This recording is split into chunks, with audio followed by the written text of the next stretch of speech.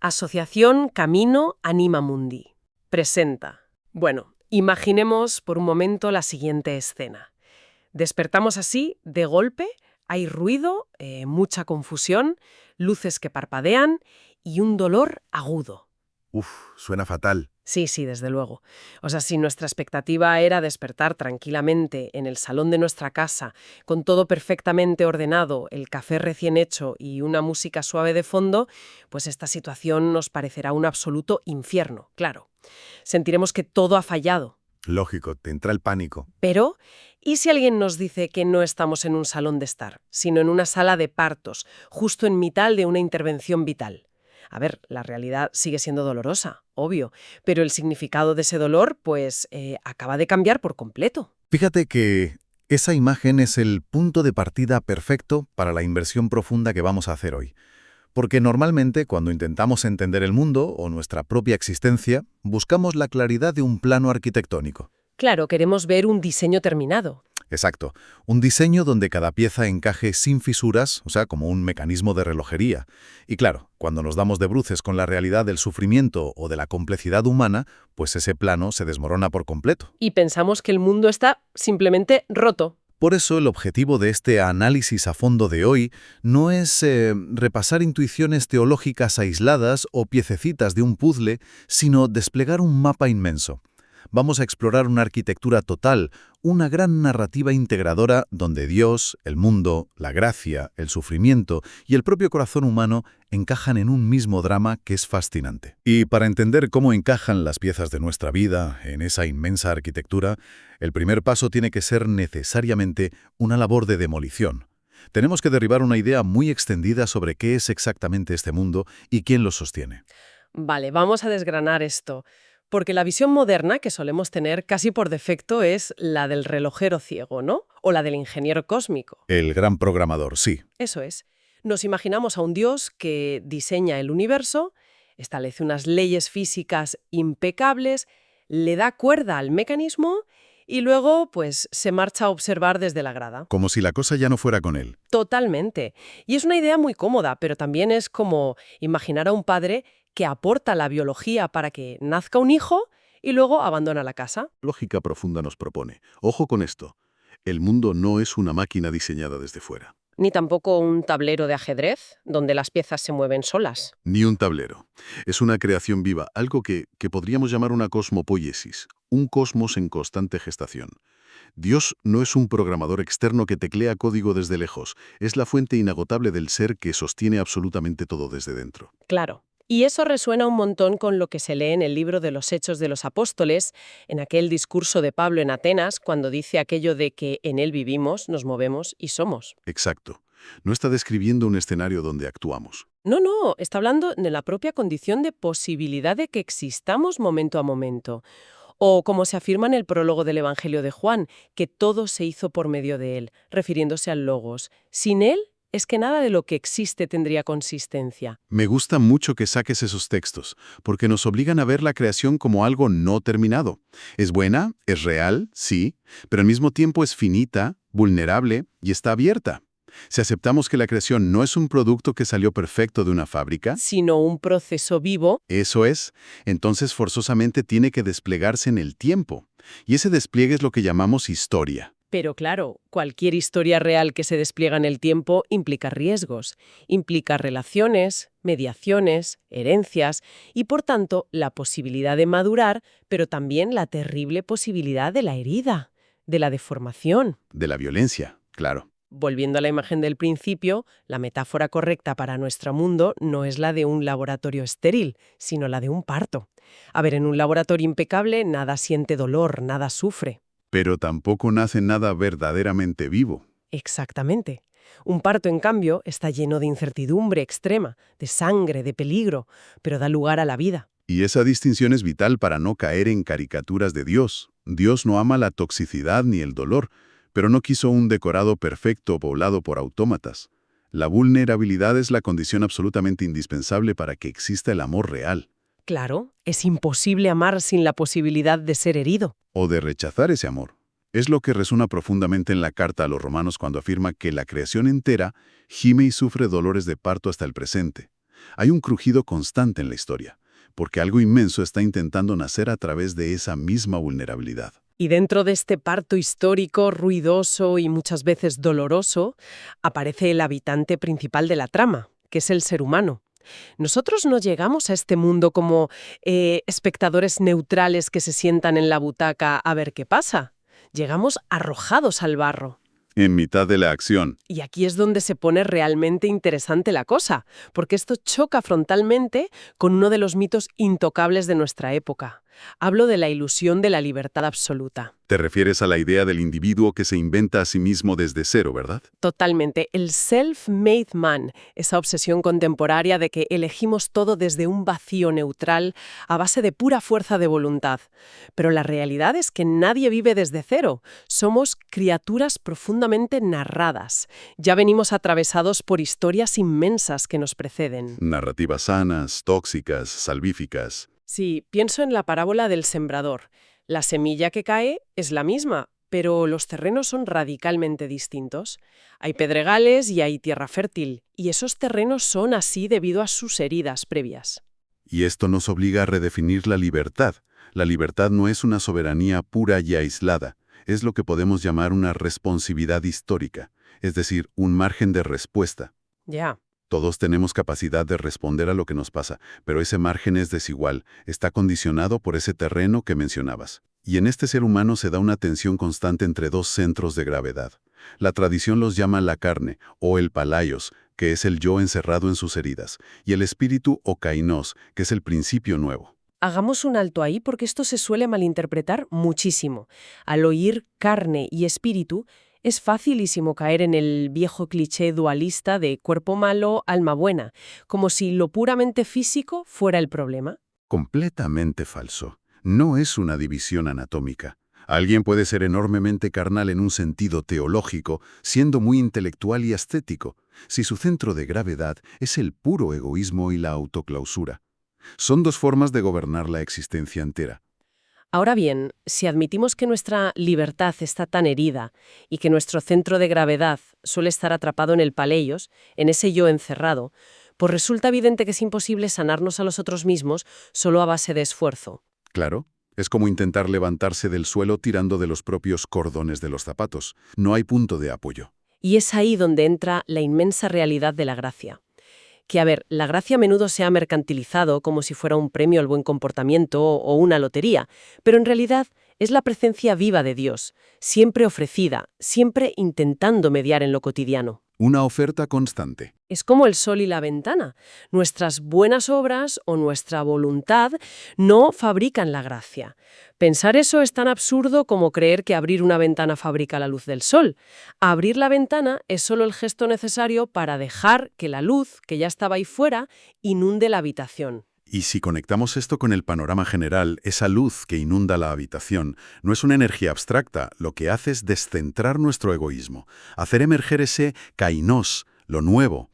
Y aquí es donde todo converge en la figura de Cristo. El centro de todo. Porque Cristo no es un plan de emergencia, no es un salvavidas que Dios lanza a última hora porque el experimento salió mal. Él es el logos originario. Es el destino y el origen.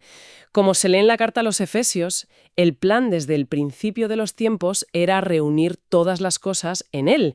Y de hecho, el Evangelio de Juan da ese gran salto cuando afirma y el Logos se hizo carne y habitó entre nosotros. Esa es la clave. Es plenitud originaria y redención histórica al mismo tiempo. Pero pongámonos en situación. Ese logos originario aterriza en un mundo profundamente herido. Lleno de dolor. Un mundo deformado por la violencia, por la dispersión y por esas narrativas tóxicas de las que hablábamos. Su manifestación no podía ser simplemente un desfile triunfal entre aplausos. Su llegada tenía que chocar, de forma violenta y frontal, con la herida misma del mundo. Entonces, ¿qué significa todo esto a nivel humano? Porque este choque frontal nos lleva directos al núcleo más duro de nuestra experiencia, que es el problema del sufrimiento. Es el grito contra el cielo que todos hemos dado, el de, si Dios es bueno, ¿por qué hay tanto dolor en el mundo? Esa queja tan profundamente humana. Y es precisamente la figura de la cruz la que destruye por completo la imagen de un Dios apático, cínico, que nos mira sufrir desde su sofá celestial. Hay que entender la cruz no como un intento de justificar el mal racionalmente. No resuelve la paradoja de forma lógica. Lo que hace es mostrar que Dios no se queda fuera del dolor. Filipenses 2 lo describe de una manera sobrecogedora. Dice que se despojó de sí mismo, tomando la condición de siervo. Se vació. Dios asume la vulnerabilidad, la injusticia, el rechazo absoluto, la asfixia y la muerte. Pero a ver, si hago de abogada del diablo por un segundo, la cruz es solo Dios diciendo, oye, mirad, yo también sufro, os acompaño en el sentimiento. Porque si es solo empatía divina, pues consuela un poco, pero no arregla el problema de fondo. Me alegra muchísimo que plantees esa objeción, porque reducir la cruz a un mero acto de empatía es un error tremendo. No es solo acompañamiento, es asunción y transformación. Como dice Juan 3:16, tanto amó Dios al mundo que dio a su Hijo unigénito. Asume la muerte para reventarla desde dentro. Exacto. Al atravesar la muerte y resucitar, demuestra que la herida, que el palaios y la dispersión no tienen la última palabra. Y aquí emerge el gran eje de toda esta visión, el motor absoluto de nuestra arquitectura teológica, que es la recapitulación. Recapitulación. Es que esa es la palabra que lo cambia todo. Literalmente significa reunir lo que estaba roto y disperso, darle una nueva cabeza, un nuevo caput a lo que estaba suelto. Coser lo fragmentado. Es pasar de la fragmentación de nuestra vida a un cuerpo integrado. Efesios 2 lo explica diciendo que Cristo es nuestra paz, que de los dos pueblos hizo uno, derribando el muro de enemistad. Pasar del muro que separa a la casa que acoge. Es un movimiento cósmico gigantesco, sí. Pero la recapitulación no puede quedarse flotando en las nubes de la teología académica. Si no aterriza en el barro de nuestros martes por la mañana, no sirve de nada. Y aquí es donde esta arquitectura se vuelve profundamente práctica. Totalmente, porque nadie se recapituliza a sí mismo en aislamiento. En el mundo de la autoayuda de hoy, nos venden la idea de sanar a solas en nuestra habitación, pero esta visión nos dice lo contrario. Necesitamos la comunidad. Es indispensable. La Iglesia, los vínculos profundos, son la forma histórica y visible de esta salvación. Son una auténtica ecología de gracia. Y el motor dentro de esa comunidad es la oración. Y ojo, no la oración entendida como un ejercicio mental agotador para intentar convencer a Dios de algo, sino como una actitud vital. Orad sin cesar, dice la primera a los tesalonicenses. A mí me gusta imaginarlo como recalibrar la brújula de un barco. A ver, exploremos esa imagen de la brújula. Al navegar, si hay objetos metálicos o tormentas magnéticas, la aguja de la brújula puede sufrir una interferencia que la desvía de su centro. El palaiosón, nuestro egoísmo o nuestras heridas actúan como ese campo magnético que interfiere. Nos hace creer que el norte somos nosotros mismos o nuestros miedos. Y la oración sería apartarnos de esa interferencia. Exacto.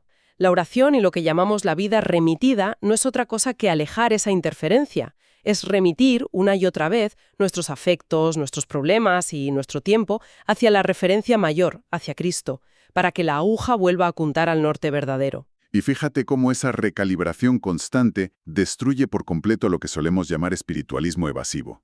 Porque tener una vida remitida no significa huir del mundo hacia una dimensión abstracta. Ni disolver el yo. Para nada.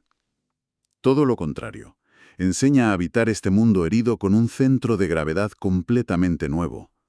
Es encarnación pura, reconociendo además nuestra propia debilidad en el proceso, porque, como dice Filipenses, es Dios quien produce en nosotros el querer como el hacer. O Romanos 8, cuando afirma que el Espíritu nos ayuda en nuestra debilidad, porque a veces ni siquiera sabemos pedir lo que conviene. Tal cual. Bueno, y si vivimos esa vida remitida a través del tiempo, aceptando la gracia, apoyándonos en la comunidad, pues evidentemente esa historia biográfica llegará algún día a su final. Y es aquí donde la visión tradicional sobre el fin de los tiempos necesita ser profundamente replanteada a la luz de esta recapitulación. Y esto plantea una pregunta importante, y a menudo muy incómoda.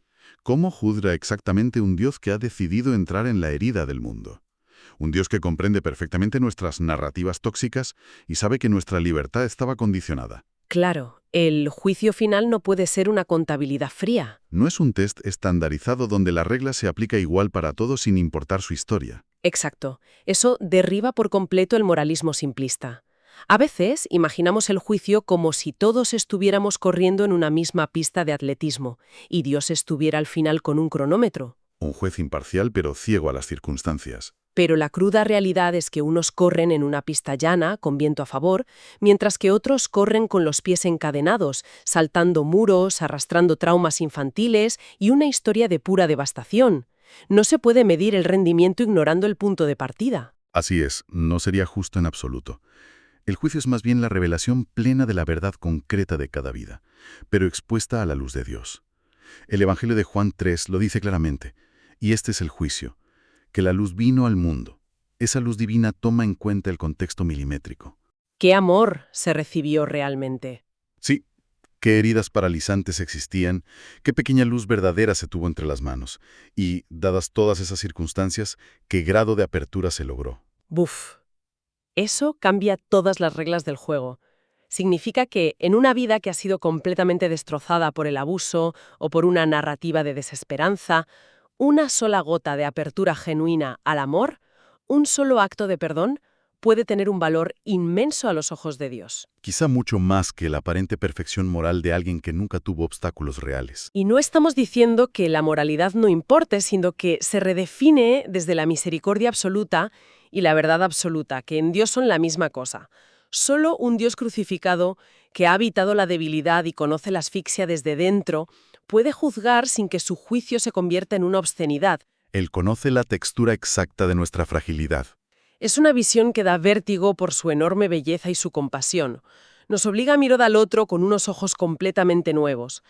Y bueno, para ir cerrando este inmenso mapa que hemos desplegado hoy, me parece fundamental hacer un esfuerzo de síntesis. Vamos a ello. Hemos visto que no habitamos un decorado perfecto, sino una creación vulnerable y en constante gestación, sostenida momento a momento por Dios como fuente del ser.